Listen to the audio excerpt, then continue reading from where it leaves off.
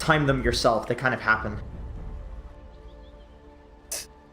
Isn't there like an element of vulnerability to VP in the mid game here? Like, I'm looking at the draft, it just looks like they want to split push by time, because if you fight Gambit in the mid game, that's where they're strongest, right? With the Pangolier, with the Dragon Knight. Definitely, definitely. Anytime there's like a Darkseer Storm, Sven, these heroes all want to farm. I should take a lot of damage. We'll back away. Trying to contest the runes here, and it looks like actually the hack pick up, well, doing the bot lane uncontested, while VP will get one in the top. Wait, what, did one get knight? Yeah, okay. Yeah, I was looking. I was like, where's that rune gone?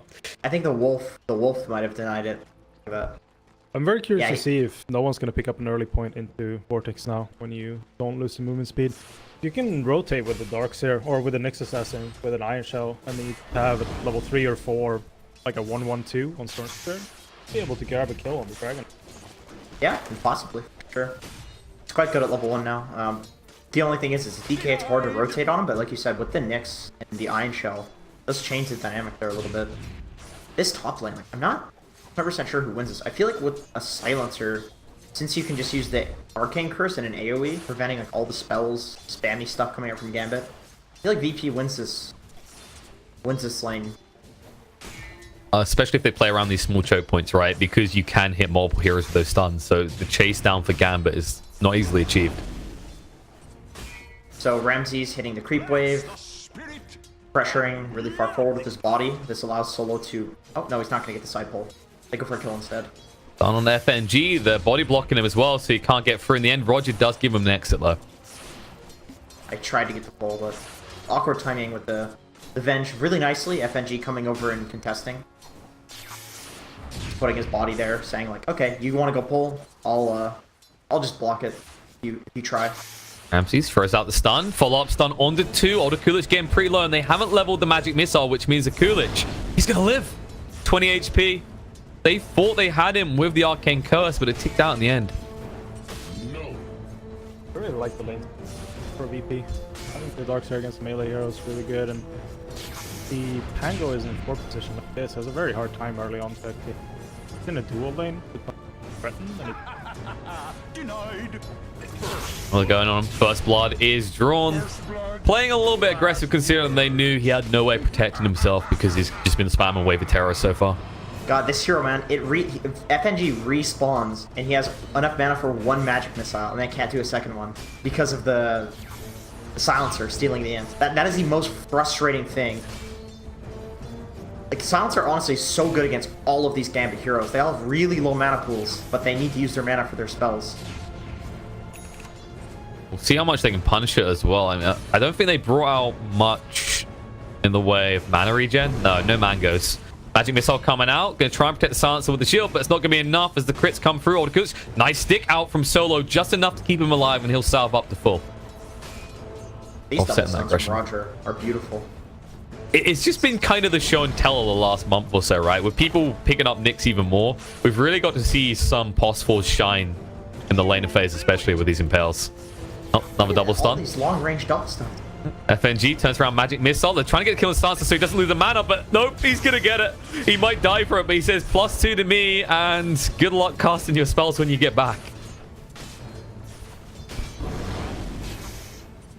Always so frustrating on these heroes. Look at Venge, 195 mana. That int that she gained from leveling up, that's gone.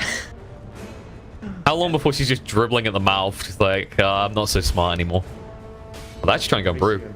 That's a big one if they can get it. Kulich is going to get pretty low, but he has the collapse. They can't pursue. Is FNG going to... Okay, he's going mid. Is it just warding? It must be just warding. There's no way you can gank this Storm. He can pick up a decent rune, maybe. And we did see... So it looks like no one is holding the point. He's holding... He's got DD.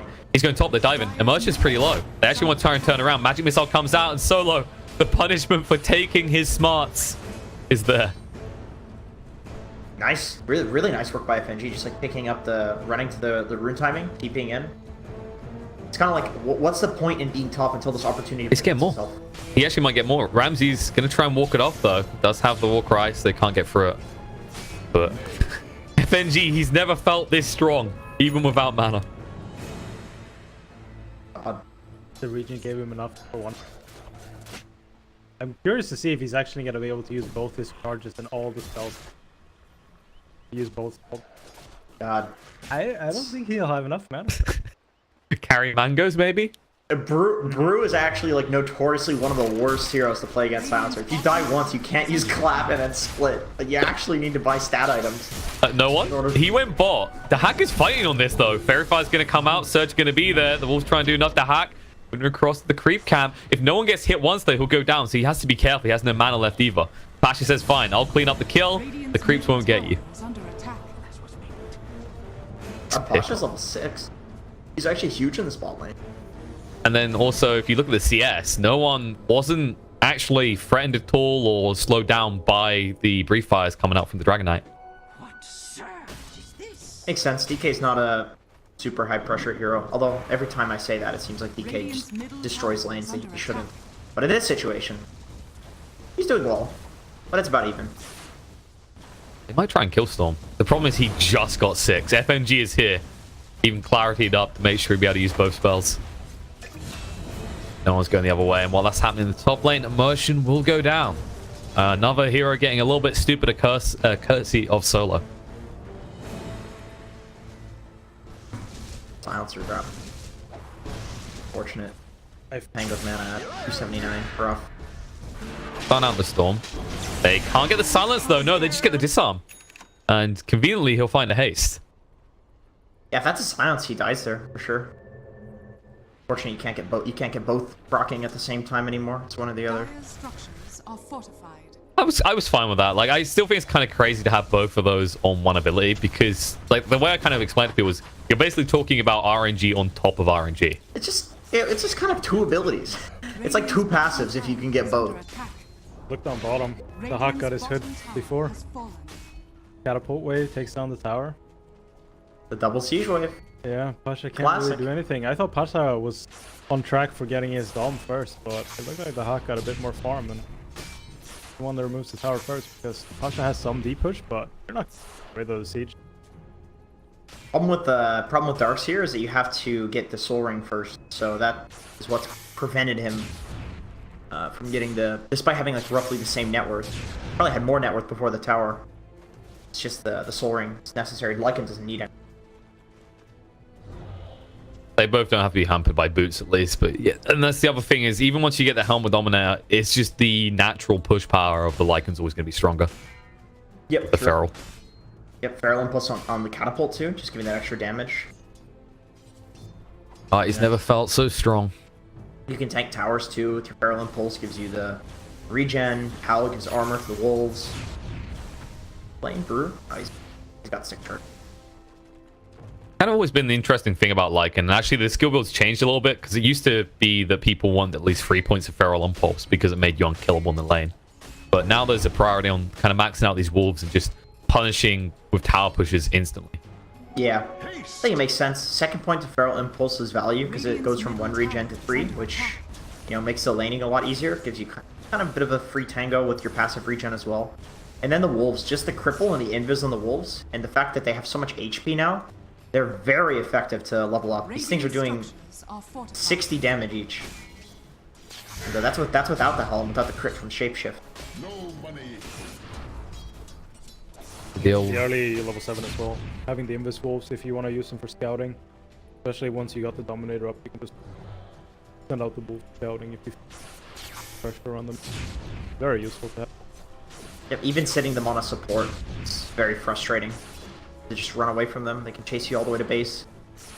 These little wolves, because they hit you, they go invis, they hit you, they go invis. You're not going to drop a sentry or dust the wolves. Pasha pops his ultimate. That's the top creep wave.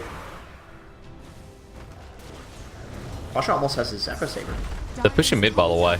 They committed to the Dragon Form, and this is the important tower to get. They even rotate Lycan to ensure that's the case, and this is kind of the beginning of the next 10 minutes preview, right? Can Gambit keep up that pressure and look to just, by 20-minute mark, take all the outer towers of VP? I'm surprised VP actually has a 2k gold lead despite losing 2 of these towers. And Gambit has this the supports farming in lanes, right? They have two people farming the side lane while this tower push is happening. So Gambit's playing the map really efficiently right now. Version's getting bot lane, you have Brew catching up in the top lane, and then the pusher's pushing. It's kind of leverage of different lanes, right? Because I mean, we think about the mid lane and we think about the bot lane, like, damn, actually Gambit, you know, they apply some pressure. Lycan seemed to be having a good time. He wasn't actually finding loads of kills though, while top was a bit of a bloodbath in favor of VP.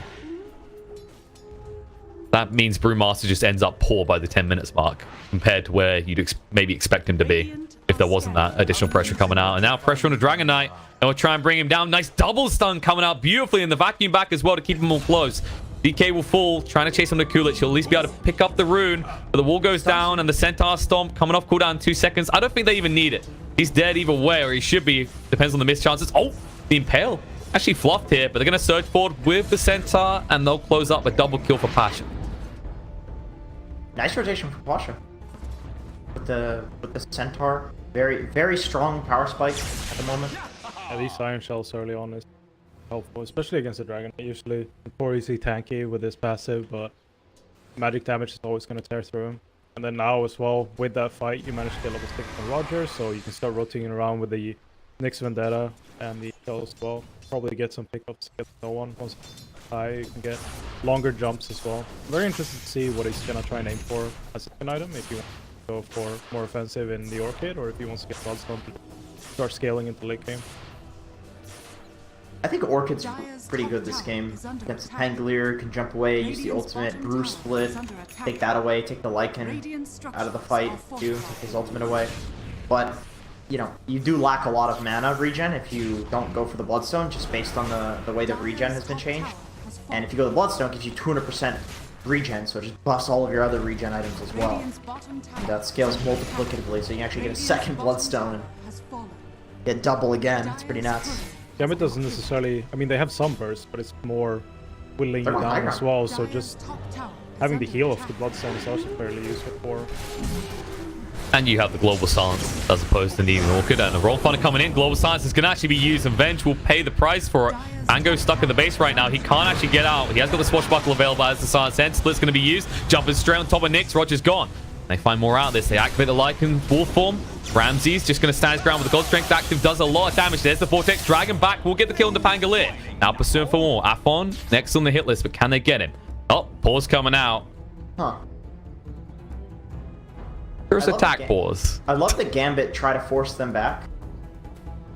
But definitely, like, with the swap in, it was like a tiny little swap, you know? Kind of unnecessary, super aggressive, and insta buyback. They'll pay a price for it, though. Coolidge will go down here. No easy way to escape. And it's just wasting the time of VP as best he can to make sure everyone else gets out alive. But Gambit, that should kind of be the signal point, right? Okay, actually, we kind of underestimated VP's power spike at this stage in the game. We need to actually inflate our gold worth more by taking the out towers first. Sure. I do like that they tried to force them back, though. That is definitely the play. Just get VP to sit in a very inefficient position, having 3 cores in one lane, and then you just leave and maybe go take Roche, or you go push the top tower, something like that. But definitely very tempting with this sort of lineup to go for that push, because with Benjora, you have the Brew split up, which the Sven was clearing through because it's got a lot of items. You have the Lycan, of course, with the pushing. You have the Dragon Knight with the ultimate. Just super tempting to go for that push. Okay, we can get an early tier 3 and just win. By immersion. They found an easy kill. Roger just doing Roger things, or Nyx things in this case. He's happy with his performance. You gotta be, right? He sniped the core before that fight occurred. He's actually set up a few kills. This is a good start for a Nyx. This is what we'd like to see by this point in the game. Right, and his stuns in the lane were also making the top lane significantly easier for VP. In an aggro tri-lane versus tri-lane scenario, those, like, you know, little efficiency plays with double stuns, denying range creep, stuff like that, that's how you get an advantage in an otherwise, like, relatively easy lane, even lane, I should. He's been having a really nice game. Storm has picked up his Kai already, so getting close to level 12. Let's see more of those long range. Just jump setups from Roger and no one. Just pick up kills and just stop the push from actually being able to happen from Gambit's side. But on the other hand, we also saw Afro pick up Midas, so they realize that they need to get some more items up. The Hawk is going for his book before they can actually go for the next push, so... Solo. Important kill to find since he has the global silence again. We'll find it indeed. An easy kill too. Although, what are you going to do with this? I don't know if you go into the pit because you just used Elder Dragon form for that alone. Yeah, and he's up soon with the, you know, the global. Not that big of a deal. Scanning. I guess if you know you're not going to push high ground too soon, then you don't mind doing that anyway. As we were like highlighting before, the Necronomicon level 3 is what they're going to aim for before they head back to hit buildings. Just free gold. Yeah, may as well just take free gold. Like you said, push when they have another power spike. Honestly, the Necro 1's not a bad power spike. The way that it scales, 60 damage at level 1. You know, you get it to Necro 3 and it doubles the damage on the Archer. The other one is like almost does what, 2/3 of the damage at level 1. So Necro 1's actually very, very good. They might go for Aphon here. They could set up the long range zip. Yeah, they have the break from the Nyx Assassin, but it's a lot of HP. And it's next to a shrine as well. Maybe if Aphon moved towards the mid lane, then you would have converged with Ramses. He actually just went deeper into the jungle. And it's still only level 1 full, so... You have the stuns from... You have that much. Probably get through. And now under the tier 2 is almost more dangerous. It looks like no one is going for the Bloodstone after Kaya, which I think is very good. I feel like Bloodstone is, I mean, it was a good item on Storm before, but now I feel like it's almost necessary just because of how regen was changed. And without that 200% regen from Bloodstone, you basically cannot replicate old regen that you used to get on Storm. But with the 200%, it's you know, it doesn't scale as nicely as it did before, but at the very least, come mid-late game, you will have enough regen to actually do those like long range zips. It's just double damage right now. He's going to try and use it as well. Goes on the Brewmaster who has the split. If he can force that out of him though, it's worth because you could easily just escape afterwards. Swashbuckle won't get the silence they were looking for, but we'll get the disarm. Merchant charging up, getting ready to go for the move and will. But can he actually catch no one? He's going to keep just ball lightning away. Out of mana now, so they might actually be able to punish no one. Still with the DDs, they have to be a little bit careful. Brief Fire to reduce the damage split's going to come out, and Lycan has activated the Shapeshift mode, going to chase down on the Pasha. Stomp onto him. Cycloned up in the air. They can get Storm off this. Global Silence going to be used, but Darkseer is already dead. And when he comes down, no one, he'll be dead too. He has no mana left and no life either.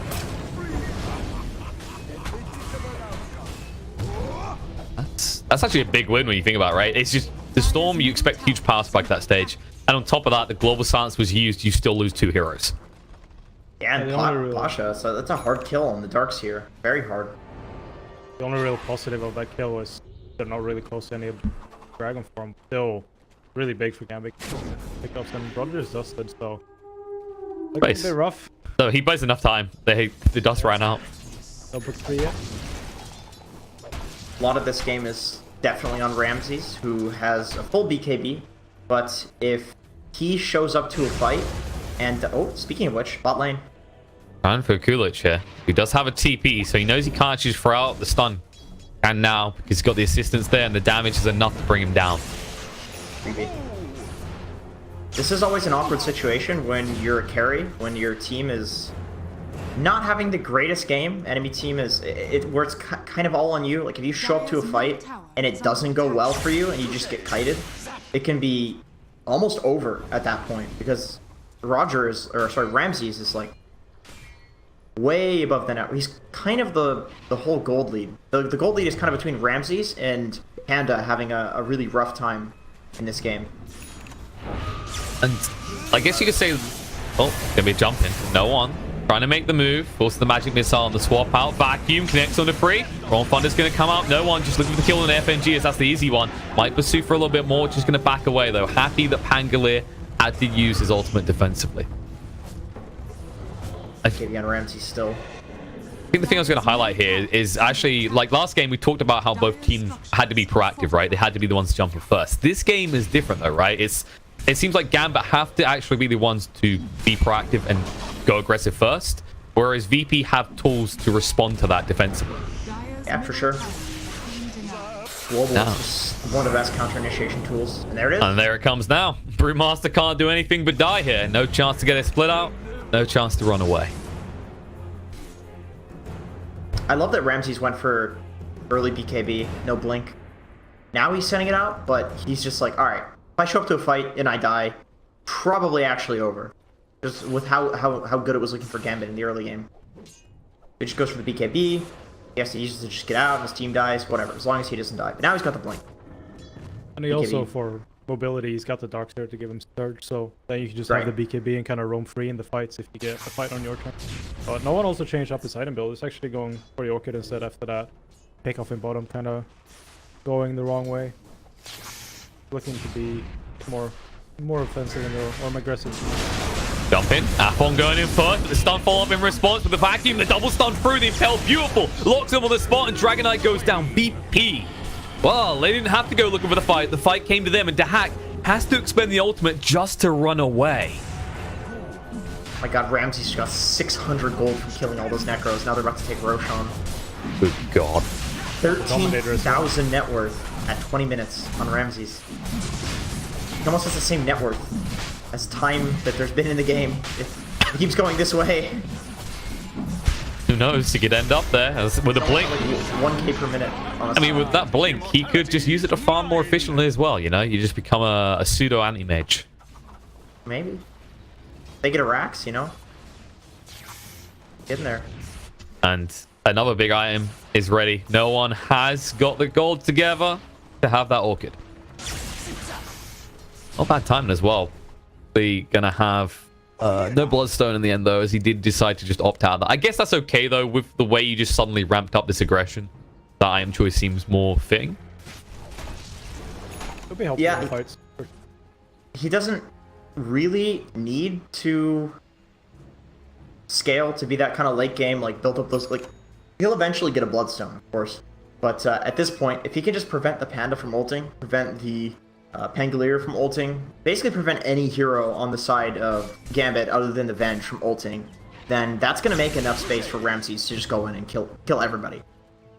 This is the Ramses show, so all he needs to do is just do whatever he can to support Ramses, and going for a Bloodstone, you know, it would make him tankier, which would help support Ramses a little bit, but I feel like Disable is really the way that you help Ramses, because it's a Sven. You just want to make sure that he doesn't get kited. Basically flexing to the state of the game and flexing on this Lycan right now. With the Orchid being shown, they did use the global science to make sure there was no sort of rebuttal coming in from Gambit. And all the while, Ramses just casually pushing away in the bot lane. I think the global is to prevent like a potential swap out. Solo? My god. Solo things? I mean, this is kind of the solo classic, right? He usually does this around the Roche Pit, but he's always just trying to draw everyone's attention onto him. And I just like this logic of, hey, I've used my global. Can you guys come and kill me now? I just want to like go for a coffee break or something until my ultimate's back up. I remember seeing Solo build. I think he went 6 branches on Disruptor, no regen, and then just pool people regen and wards and stuff like that. It's like, oh my god, this is taking like cost-efficient items to the next level. Like, dude, branches are so good. I think the bracers treads. Like, this guy's so tanky. I think my favorite like solo moment in probably the last year is easily when he drafted a Spirit Breaker against a Beastmaster and just kept charging at the Beastmaster to force him to stun him with the new bulldozer. I was like, this is just total solo behavior right now. He's like, just hit me, just throw everything on me, I dare you. Hey man. That's why Solo Ogre was so strong as well. You just run at people, throw the garbage, and then you leave. They come back, throw more garbage, and you just keep doing that the whole game. There's like chucking garbage everywhere. People have to go on you. We saw it in the last game. Using your HP as a resource is a real thing. The Enigma did it, and it was obviously worked out really well. But well, in the end, Swap's going to come out, but Pangolier not protected. Ramses with the backstab. Akulich silent, so he can't even use the split. Will fall as well, and they might keep chasing for more vacuum. Wall goes down. FNG joins him in the grave. He was trying to save his life, and in the end, he couldn't even save himself. They're going to find another one. Shapeshift activated, but Dahak going to be stunned up. The Stormhammer moving forward with the God Strength. Might be enough to bring him down. With the Vortex dragging him in, it will. They might just go back towards the mid lane here. The wave is pushing in right now. They want at least this tier 2. Half of Ramsey's net worth lead is coming from the Necro Bucks. I swear to God, every time Lycan ults, this guy just pops a stun on all the units and gets 600 gold plus the Lycan kill. This has been a big criticism of Necros in the past. I mean, we've seen a lot at TI8. We've seen a lot when Arc Warden was in the meta. It is the kind of drawback of this item choice. It really can just enable your opponents. Yeah. It's a rough one when there's a Sven one hitting them on the enemy team. Look at the dancing. Oh, there's a global silence. Brewmaster, he wants to dance, but not anymore. Afon with the BKB moving in the Dragon Tail, but it's too late. His Brewmaster is down. The buyback's going to come out. He needs to get that split off there. So use the wrong thunder. FNG getting low on HP will fall. Afon. BKB is ran out now, so the Spike Carapace does in fact hurt. Nice raw thunder through by Immersion, but they're all so damn tanky, they barely feel it. Solo, who should be the squishy easy kill, sitting on half HP courtesy of that Crimson Guard and double bracer. He'll finally die, but this is what you find. For all that, you lose your melee, you lose your tier 3 tower, you have to buy back. Wait, GG? They call GG? He's done. Like, he didn't even wait. He left the game. I didn't notice the call until I saw him disconnect. Go next. Whatever. Go game 3. We saw the value in the last fight of the Darkseer Surge with the Sven. I would argue that a big reason this hero has come so hard into the meta is because Darkseer, what I'm referring to, is that, like, you have all these really fast movement speed heroes, ODs, Svens, that do so much damage, and they just don't want to be kited. Ursa as well. You just surge them. They don't even need a BKB. They're running at 700 movement speed. It's actually just the perfect hero in a patch where everybody's been buffed in terms of movement speed. Get on top of heroes.